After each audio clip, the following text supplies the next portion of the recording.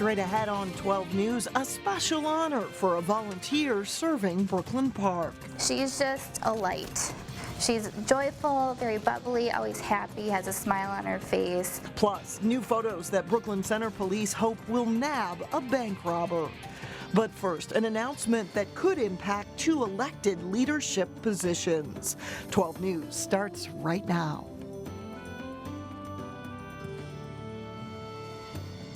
Hello and thanks for joining us. The field for Minnesota Senate in District 44 is getting more crowded. That is Senator Terry Bonoff's seat, who announced that she is running for Congress. Senate District 44 serves most of Plymouth.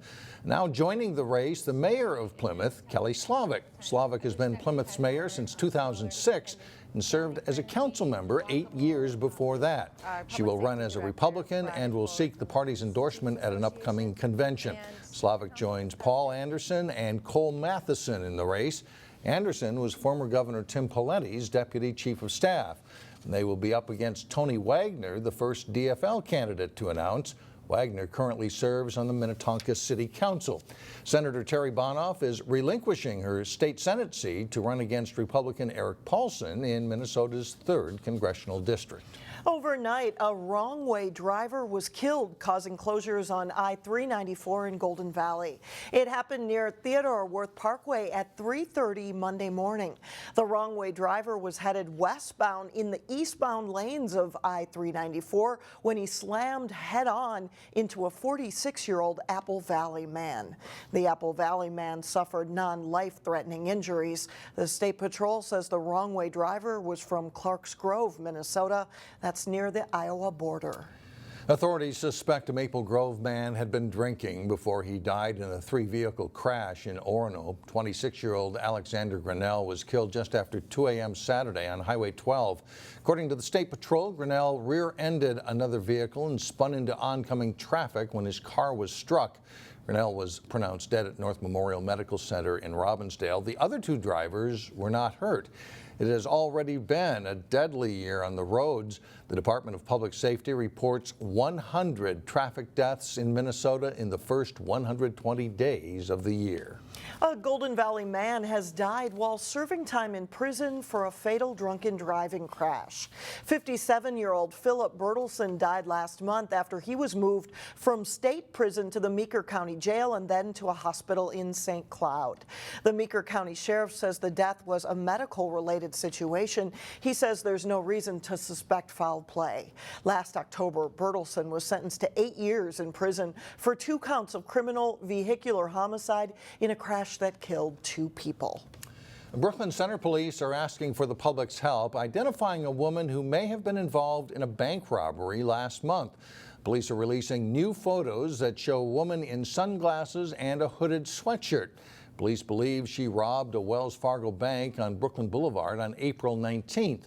A third picture there shows a 1990s Toyota Camry that they also believe was connected to the robbery. And if you can help identify the woman in the photo, you are asked to call Brooklyn Center Police. The number is there, 569-3333. The FBI is offering a reward for information that leads to a conviction in the robbery. Well, you've no doubt heard the saying, you never know unless you ask. Pam Newman of Brooklyn Park says someone asked her to help out with the Recreation and Parks Department 30 years ago, and she's been there ever since. Her dedication has earned her a first-of-its-kind award. Reporter Shannon Slatton tells us all about it. Hi, can I help you? If you come into the Community Activity Center, How many tickets do you need? on many days you'll be met by the friendly face of Pam Newman. How are you? Very fine. Pam works part-time for the Recreation and Parks Department and has since 1988. I love people, all ages, young and old. And I just love helping them out. She's known for having a heart for Brooklyn Park. She's just a light. She's joyful, very bubbly, always happy, has a smile on her face, says hi to everybody, just makes everybody feel welcome and comfortable. Because Pam also volunteers, giving hours of her time with the senior program, National Night Out, and at the Zanewood Recreation Center. Often she's a chaperone on field trips. She's just willing to help, and she's so kind. She will do absolutely anything for anybody. I love children so much anyway, and when I work over at Zanewood, it's such a refreshing place. All right, next group. The children are just wonderful. They really, truly are. They just touch my heart every day. Pam Newman is the first person to receive the DeLois Bolden Brown Service to the Community Award, given in memory of a Brooklyn Park woman who died alongside her parents in a brutal 2012 murder. Brown was known for her generosity and unselfishness, and her legacy is that people like Pam Newman will be honored for those traits too. She's just always willing to help the community and give back to the community. I do not expect anything from it. I just enjoy it so much and have so much fun, and it just means so much to me. In Brooklyn Park, Shannon Slatton, 12 News. Pam also volunteers with the Brooklyn Park Dance Program. Often she goes to garage sales to buy secondhand dance shoes just so every child who wants to dance can. Texting and driving has become an epidemic in the U.S., and now a Plymouth teenager is trying to curb texting and walking. Jacob Lundell, a senior at Benilde St. Margaret's High School, recently produced a public service announcement about texting and walking. His PSA won a nationwide contest sponsored by the National Road Safety Foundation. Well, I just want to basically show people what could happen if you walk distracted, and that walking distracted is a very serious issue and can really lead to something very harmful to you. Lundell received $1,000 for his PSA, which will air on 220 PBS TV stations in May. He was flown to New York City after winning the contest. Drivers traveling along one of New Hope's main roads will experience some delays this week. Construction crews will begin work on Wednesday to install a new 3,800-foot gas pipeline underneath 42nd Avenue in Crystal. The pipeline will replace one that dates back to the 1950s. Work on the gas main will begin on Adair Avenue and extend about 9 blocks to Louisiana Avenue. Officials from CenterPoint Energy say the project will improve the reliability of gas service for people in the area. We'll have detours certainly where we're working, so people know where to travel. They'll know what the alternate routes are, and our intent is to get in here and get after that work and get out of here as safely as as soon as we can and as safely as we can. Construction will run through July and mainly affect the north lane of traffic for people heading west on 42nd. Coming up, a roundup of local business happenings, including why it's a big month for a Plymouth med tech firm. And then later in sports, a Champlin Park baseball team shoots for a third straight win as they face a district rival. But first, a sunny start Tuesday and rain showers are backing off. We'll be right back.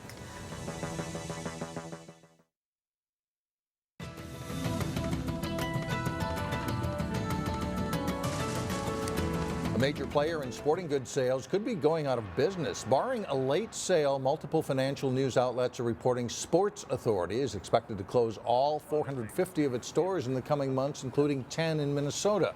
One of the stores that could close is located in Maple Grove. The company is $1 billion in debt. Denver-based Sports Authority initially filed for Chapter 11 bankruptcy in March, but the company has since ended its pursuit to reorganize.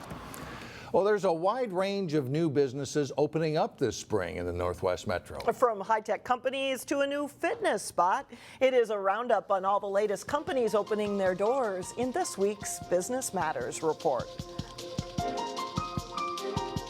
You wouldn't know it from the outside, but in this new Plymouth business, there's a high-tech operation for growing millions of potatoes. What we make is the earliest generation of the seed potato. Korean company eGreen Global opened eGreen Americas in Plymouth as its first U.S. facility with 25 employees and a clean room environment for growing 4 varieties of potatoes from the earliest plant stage to seed potato. What happens, every potato starts in a lab.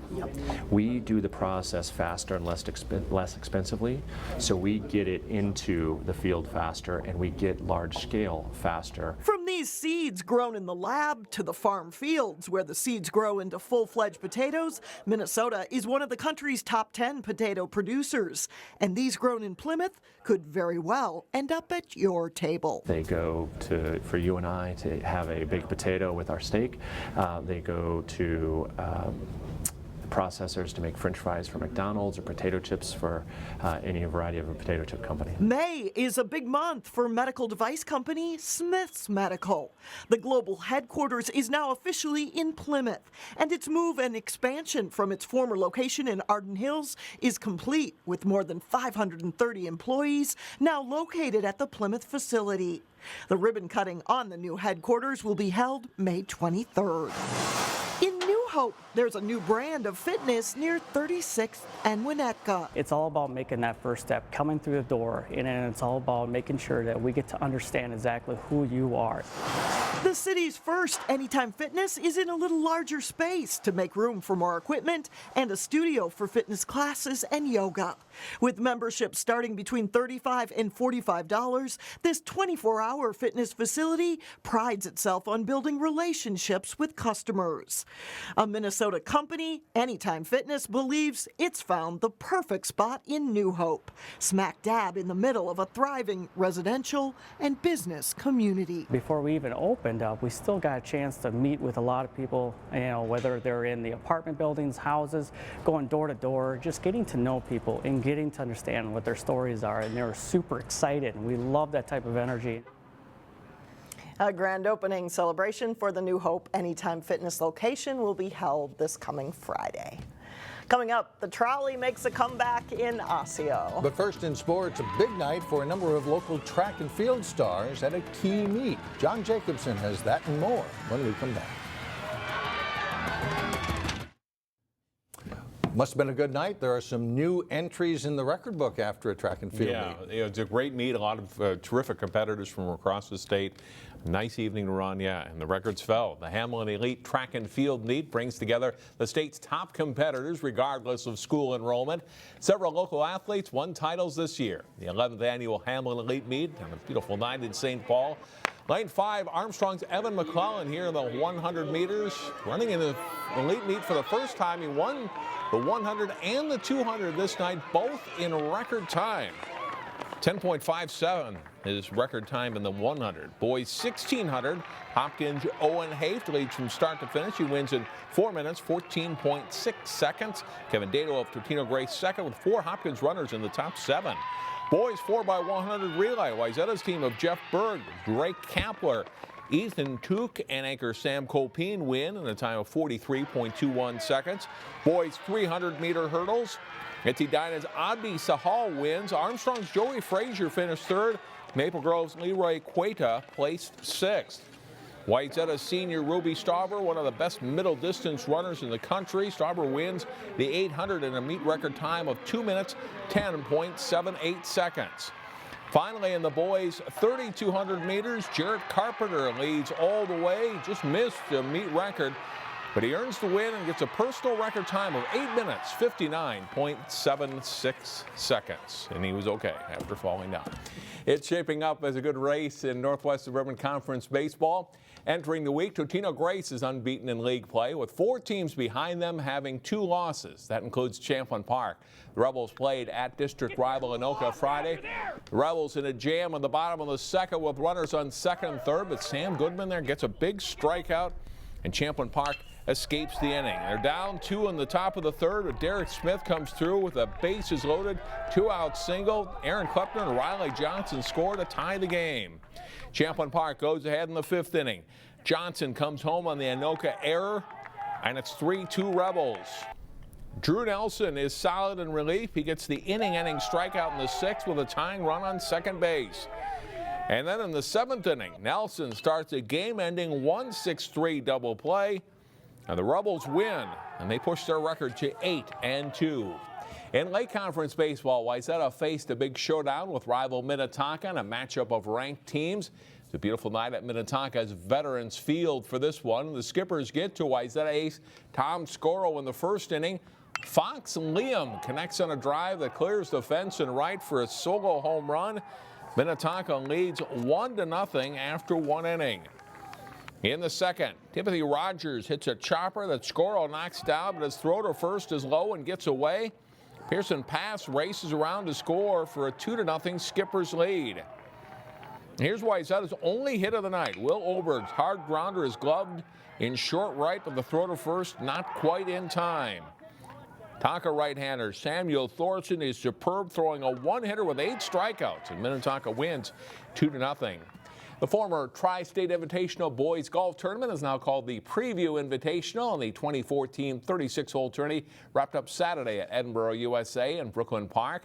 Minnetonka becomes the 3rd straight Lake Conference team to win it, following Edina last year and Wayzata in 2014. Blake is 2nd with St. Michael Albertville 3rd. Edina is 4th, and Wayzata comes in 5th place. Reese Sanders of the Blake School is the tournament medalist, shooting rounds of 68 and 73. Well, in all sports, sometimes things just don't go according to plan. Osseo pro boxer Caleb Truax had a tough night in a nationally televised bout Friday. Truax stepped into the ring in Atlantic City to face Anthony Durrell in a super middleweight bout. And midway through the first round, Durrell caught Truax with a solid right and followed up with another to send Truax to the canvas. He got up but was quickly knocked down again, and the referee stopped the bout this time. Truax's 3rd loss of his pro career. Just over 90 seconds to do that, so a tough night. All right. Thanks a lot, Tom. Still ahead, Osseo gets back a lifeline for residents in need of transportation. We'll be right back.